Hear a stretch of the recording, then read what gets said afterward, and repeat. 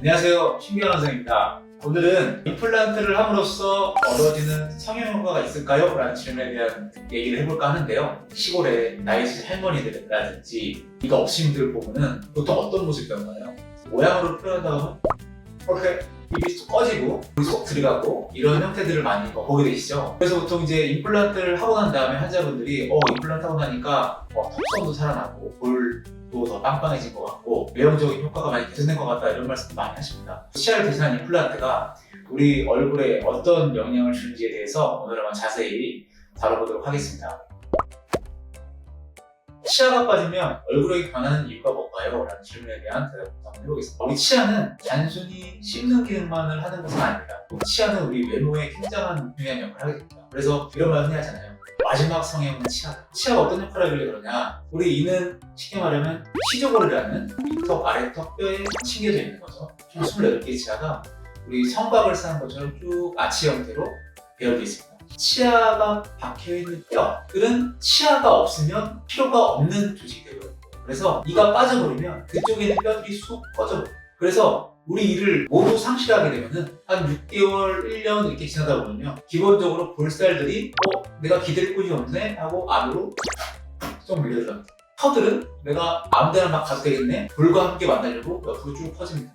이가 박혀있던 뼈들이 난 이제 필요가 없네. 점점 흡수됩니다. 턱이 점점 쭉 꺼지버리겠죠. 점점점 함몰되는 형태로 바뀌게 되는 거고, 이거는 전체적인 부분의 모습이고, 이게 일부의 부분이 치아가 상실되더라도 똑같은 일이 벌어집니다. 일부의 치아들이 상실되면 위쪽에 있는 볼은 이 치아 공간에 밀려 들어가게 되고, 위에 있는 치아들은 그 공간을 밀게 내려오고, 여기 있는 뼈들은 나 필요 없으니까 얇아지고 자꾸 언밸런스가 생기는 거죠. 우리가 이런 안모의 변화를 개선하기 위해서는 반드시 입안에 치아가 정상하게 계속 존재하게 돼요. 우리가 이제 한번 저희 병원에서 직접 치료하신 환자분들의 치료 전후의 결과를 보면서 어떤 변화가 일어나는지를 한번 보여드리도록 하겠습니다. 첫 번째, 60대 남성분의 사진입니다. 이제 치아가 빠졌을 때 모습이고, 치아가 전반적으로 다 회복되었을 때 사진입니다. 이쪽 입술도 굉장히 여기가 이렇게 들어가 있고, 아래쪽은 그래도 양쪽에 이가 있으니까 뼈 빠짐이 심하지 않는데, 남성분들은 이 피부가 굉장히 단단하고 두껍기 때문에 처짐 현상 같은 게 좀 덜하신 분도 있으면서, 이분은 다행히도 치아를 잃었지만은 안모 변화가 크지는 않으십니다. 이런 분은 만약에 치료 계획을 설정할 때 좀 두 가지를 말씀드리면, 우리가 이제 전체 치아가 없을 때 보통은 전체 임플란트 하는 경우가 있고, 임플란트 틀리, 임플란트 몇 개 심어서 임플란트로 대체하는 경우도 있을 수 있는데,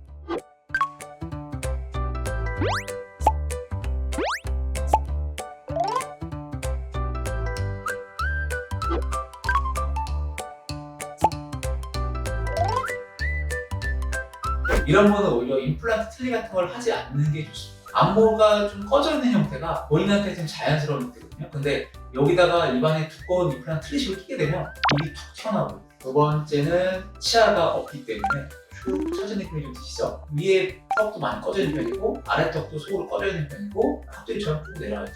이런 것들이 치아가 생김으로써 보경이라고 하는 게, 치아 높이도 회복됨으로써 이 안모가 좀 펴지는 도톰한 느낌으로 바뀌는 거죠. 한 가지 좀 염두에 두셔야 할 거는, 이가 빠지면은 가장 좀 안타까운 게, 이가 있던 곳에 뼈들이 굉장히 얇아진 거예요. 볼꺼짐을 가장 많이 유발하는 이유 중 하나인데요. 임플란트를 심는다고 해가지고 뼈가 다시 두꺼워지는 건 아니에요. 이런 부위의 꺼짐, 심하게 꺼진 분들은 이런 부위의 꺼짐까지 이를 씻는다고 회복되지는 않습니다.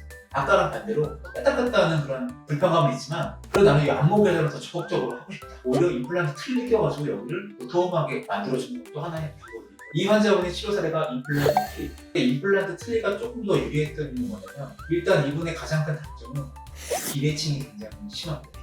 이런 대칭의 개선이 가장 중요했던 부분이 있고, 전체 임플란트로도 물론 할 수 있지만 수평 라인과 치조골을 극복하기 좀 어려울 수 있어서 환자분과 상의할 때 임플란트 틀리를 하시는 것이 전반적인 외형 개선과 하는 장점은 있을 수 있습니다. 단, 물론 씹는 것은 전체 임플란트 하는 게 더 유리한 거죠. 힘이 많은 과정이니까.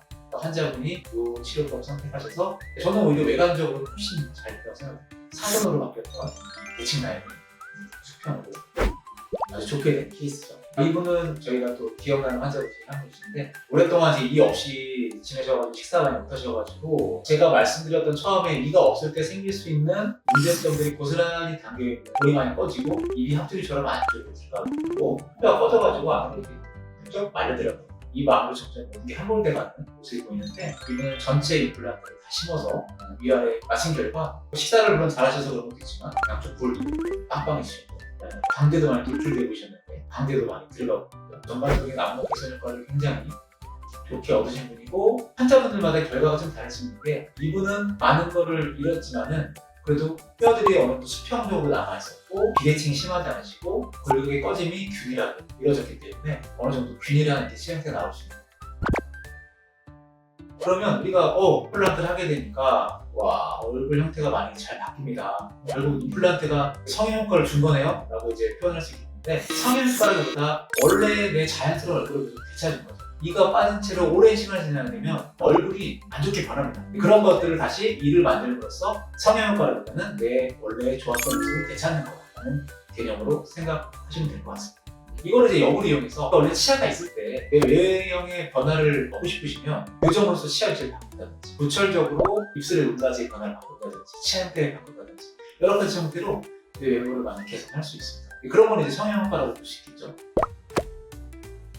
우리 치아라는 게 당연히 기본적으로는 먹고 씹는 기능에 가장 큰 주안점을 둬야 됩니다. 하지만 단순히 씹는 거에만 포커스를 둬가지고 환자분들께 나머지는 다 분해하시고 잘 씹기만 하면 되지 않겠습니까? 무조건 튼튼한 임플란트만 추구하는 것은 이제 시대에 맞지 않다. 임플란트를 통해서 내 본연의 잃어버렸던 안모와 웃음 라인 이런 것들을 다 되찾음으로써 삶의 만족도까지 찾아가야 하는 것이 이제 임플란트를 치료하는 사람의 하나의 과제가 되었다고 볼 수 있겠죠. 그래서 이런 것들 잘 고려하셔가지고 큰 치료 아프신 분들은 치료 결정에 도움이 되셨으면 좋겠습니다. 오늘은 여기까지 마무리하고 다음에는 뼈이식과 상악동에 관한 주제로 여러분께 인사드리도록 하겠습니다. 이상 신봤다 신견원장이었습니다. 감사합니다.